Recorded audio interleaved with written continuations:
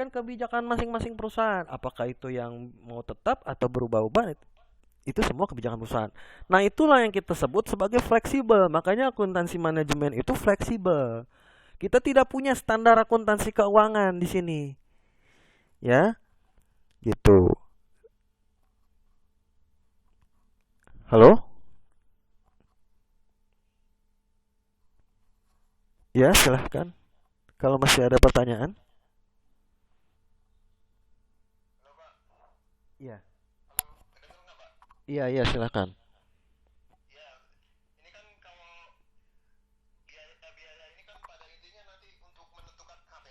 Betul, betul.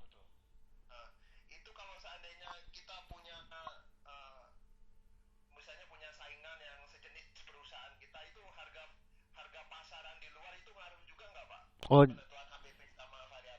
iya, jelas. Sangat, sangat berpengaruh.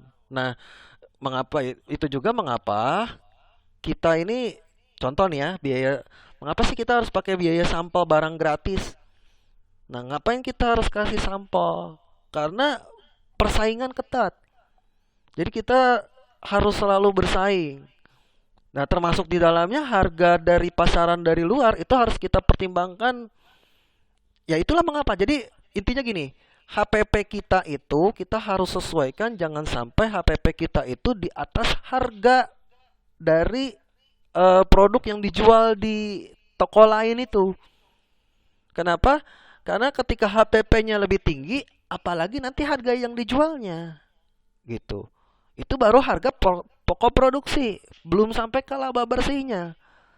Nah, berapa laba yang akan kita dapatkan tergantung dari HPP-nya. Kalau HPP-nya kita tinggi, penjualan Anda mau tinggi pun percuma. Tapi kalau Anda bisa mengpres HPP, sekalipun penjualan Anda tidak terlalu tinggi, itu dapat meningkatkan laba bersih Anda. Kalau dilihat di dalam struktur laba bersih seperti itu ya.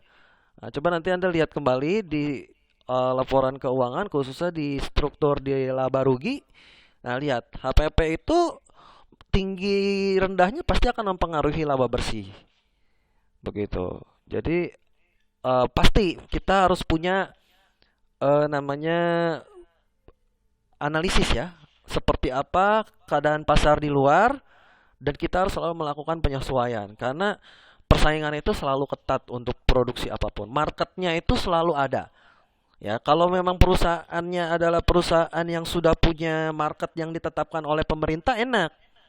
Contohnya misalnya apa? Produksinya beras. Beras itu kita sudah range harganya sudah ada dan rata-rata biaya produksinya sudah bisa kita prediksi. Tapi kalau untuk produksi-produksi yang sifatnya pasar bebas, yang tidak ada penetapan harga, maka kita harus siap dengan persaingan. Seperti itu. Ya. Harus selalu ada. Nah, itulah mengapa di perusahaan ini harus selalu ada namanya divisi R&D. Apa itu divisi R&D? Research and Development.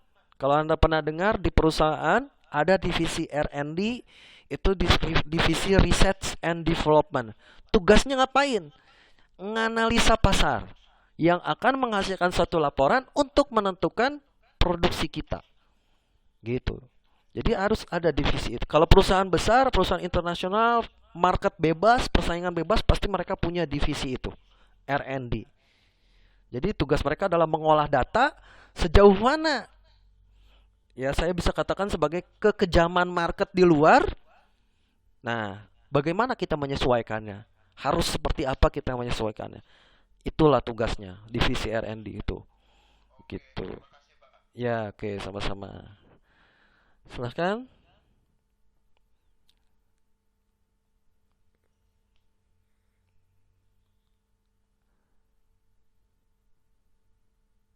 Ya,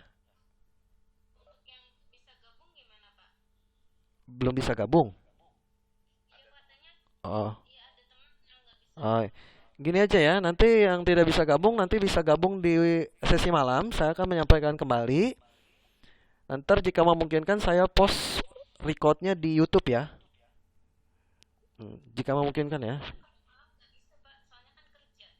Oh, ya nanti saya coba post di YouTube ya untuk recordnya ya. Iya. Heeh. Ya, baik. Memang untuk online ini selalu ada positif negatifnya ya. Jadi kita pasti ada yang memungkinkan untuk available, tapi juga ada yang memang terbatas ya. Mohon dimaklumi karena kita juga tidak menginginkan seperti ini, tapi harapannya ya nanti ke depan akan kembali normal. Jadi untuk memang jika memang andai katanya, karena saya untuk post di YouTube pun butuh waktu ya, karena saya harus record. Kalau memang berkendala, coba nanti pelajari dulu PPT-nya. Nanti kalau ada yang sesi malam, sesi pagi yang ikut, nanti minta tolong temannya ini bisa menjelaskan terlebih dahulu ya. Nanti kalau masuk, syukur-syukur bulan depan kita sudah masuk, nanti kita baru review kembali gitu. Oke, mungkin seperti itu ya pertemuan kita hari ini untuk sesi pagi. Nanti sesi malam kalian kembali sampaikan hal yang sama. Jika masih mau punya waktu silahkan untuk gabung. Untuk tugas mungkin saya upload di sesi malam setelah saya menjelaskan di sesi malam biar eh, karena waktunya untuk 1 minggu ya kita bisa mengerjakan waktu 1 minggu ke depan. Sebetulnya kalau untuk tugas sendiri saya intinya saya akan compilekan semua itu sebelum UTS dan sebelum UAS. Jadi sebelum UTS dan sebelum UAS itu Anda masih punya waktu untuk mengkomplitkan seperti itu. Tapi tugas selalu ada setiap pertemuan. Jadi saya agak fleksibel, tidak menuntut deadline, tetapi yang penting UTS dan UAS itu sudah masuk tugas-tugas yang sebelum UTS dan tugas-tugas yang sebelum UAS. Nah, mungkin seperti itu pertemuan kita hari ini ya. Di keep saja untuk aplikasi Webex-nya nanti karena kita akan selanjutnya tetap menggunakan ini ya. Karena kalau saya hanya menggunakan PPT dikhawatirkan nanti akan ada misunderstanding atau kurang pahamnya Anda. Jadi saya rasa media ini yang paling tepat untuk kita. Ya, mungkin seperti itu. Terima kasih banyak untuk perhatiannya. Ditunggu tugasnya nanti, mungkin nanti malam ya.